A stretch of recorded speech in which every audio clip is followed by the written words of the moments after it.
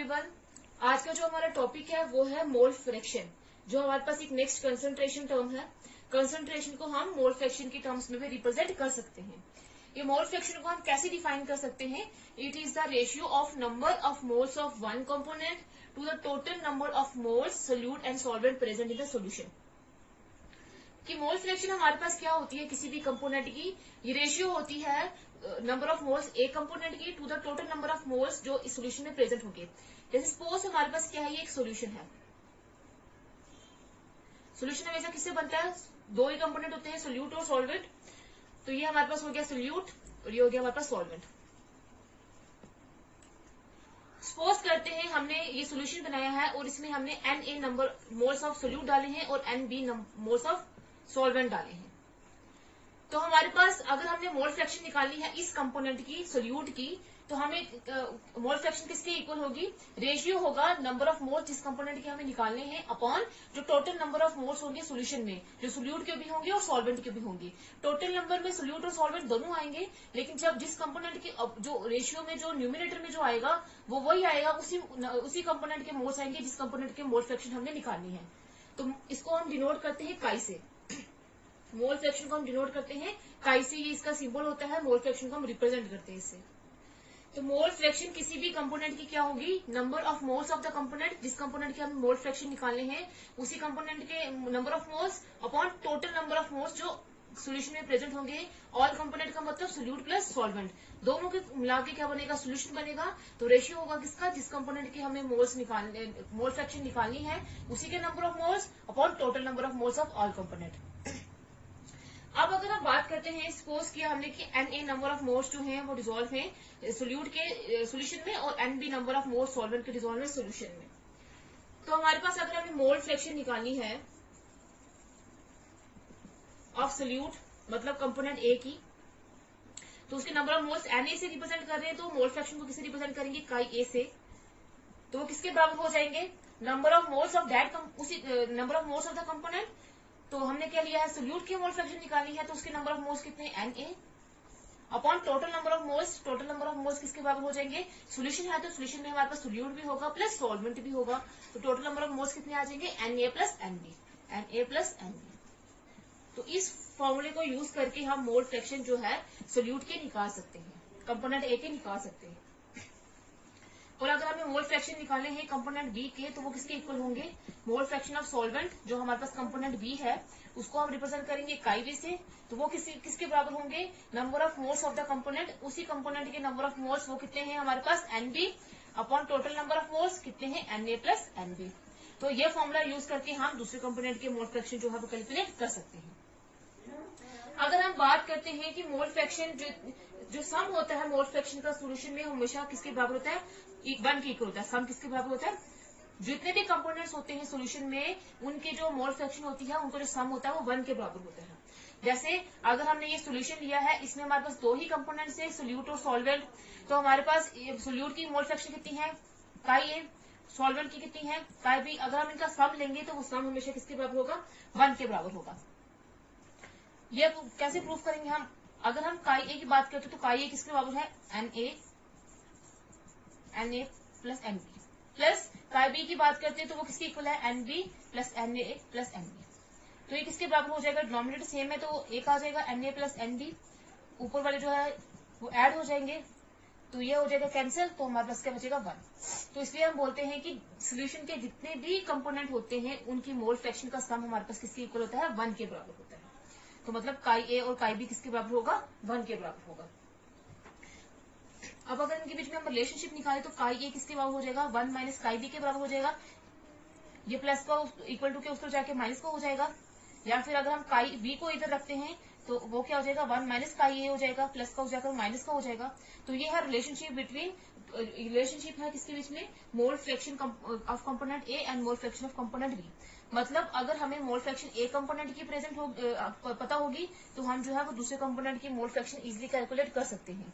तो ये काई ए काई बी से ये इस फॉर्मूले से रिलेटेड है। काई ए किसके बराबर है? 1 माइनस काई बी के, और काई बी किसके बराबर है? 1 माइनस काई ए के बराबर है।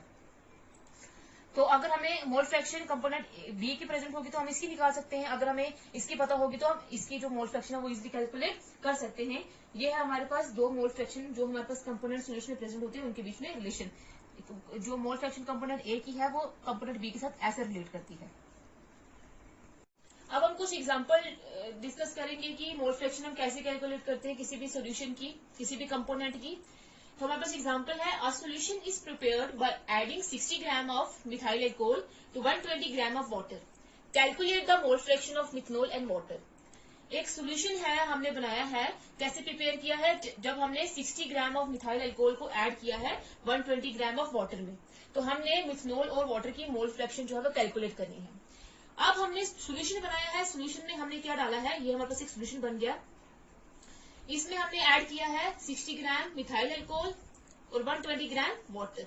मतलब जो हमेशा जो लेसर क्वांटिटी में होता है वो हमारे पास क्या होता है, सोल्यूट, और जो लार्जर क्वांटिटी में होता है वो हमारे पास क्या होता है, सॉल्वेंट। तो यहाँ पे मिथाइल अल्कोहल क्या है, सोल्यूट, और वाटर क्या है, सॉल्वेंट। इन दोनों को मिक्स करके हमने क्या बना दिया है, सोल्यूशन बना दिया है। अब हमने मिथाइल अल्कोहल की भी मोल फ्रैक्शन कैलकुलेट करनी है और वाटर की मोल फ्रैक्शन भी क्या करनी है, कैलकुलेट करनी है। सबसे पहले हम देखेंगे कि हमें गिवन में क्या दिया हुआ है। तो हमें गिवन में दिया हुआ है मास ऑफ मिथाइल अल्कोहल,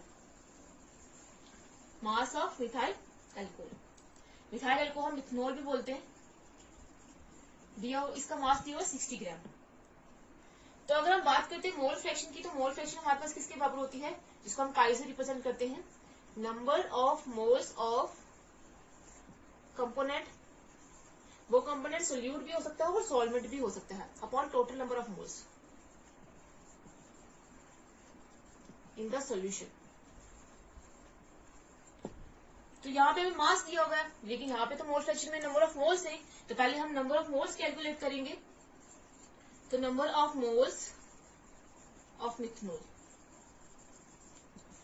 अगर हमें मिथनॉल की कैलकुलेट करनी है चाहे वाटर की कैलकुलेट करनी है, तो दोनों में हमें नंबर ऑफ मोल चाहिए, मिथाइल अल्कोहल के भी और वाटर के भी। लेकिन हमें जो है वो हमें मास दिया हुआ है, तो पहले हम दोनों के नंबर ऑफ मोल्स कैलकुलेट करेंगे। नंबर ऑफ मोल्स मिथनॉल के किसके इक्वल हो जाएंगे, नंबर ऑफ मोल्स निकालने का फॉर्मूला क्या होता है, जो हमने मोलैरिटी में पढ़ा है, मास अपॉन जिसका नंबर ऑफ हमने मोल्स निकाले उसी का मास अपॉन मॉलिक्यूलर मास, या मोलर मास भी बोलेंगे इसको।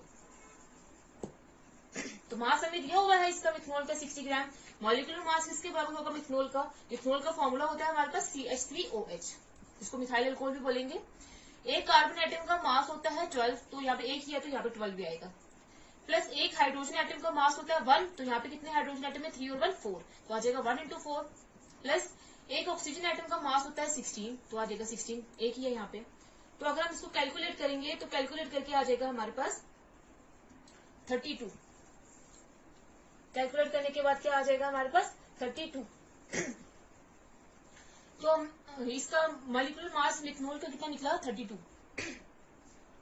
तो मास कितना है हमारे पास 60, मॉलिक्यूलर मास कितना निकला 32, डिवाइड करेंगे तो आ जाएगा हमारे पास 1.875। ये हमारे पास निकले नंबर ऑफ मोल्स किसके, सोल्यूट के, जो हमारे पास यहाँ पे क्या है, मिथाइल अल्कोहल। ठीक है, अब हमें मोल फ्रैक्शन वाटर की भी निकालनी है, तो वाटर के भी नंबर ऑफ मोल्स हमें निकालने पड़ेंगे। तो मास ऑफ वाटर दिया हुआ है 120 ग्राम। अगर हम नंबर ऑफ मोल्स निकालेंगे वाटर के,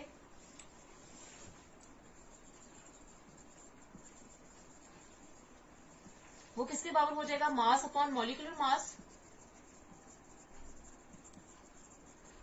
मास अपॉन मॉलिक्यूलर मास। अब मास तो दिया हुआ वाटर का कितना, 120 ग्राम। तो नंबर ऑफ मोल्स जो है, मॉलिक्यूलर मास हम कैसे कैलकुलेट करेंगे, molecular mass of water, water का फॉर्मूला होता है H2O। तो मॉलिक्यूलर मास किसके बराबर हो जाएगा, एक हाइड्रोजन का मास होता है 1, तो 2 का कितना होगा, 2 into 1, प्लस एक ऑक्सीजन का होता है हमारे पास 16, तो एक ही है तो आ जाएगा 16। तो अगर इसको हम कैलकुलेट करेंगे तो आ जाएगा हमारे पास क्या, 18।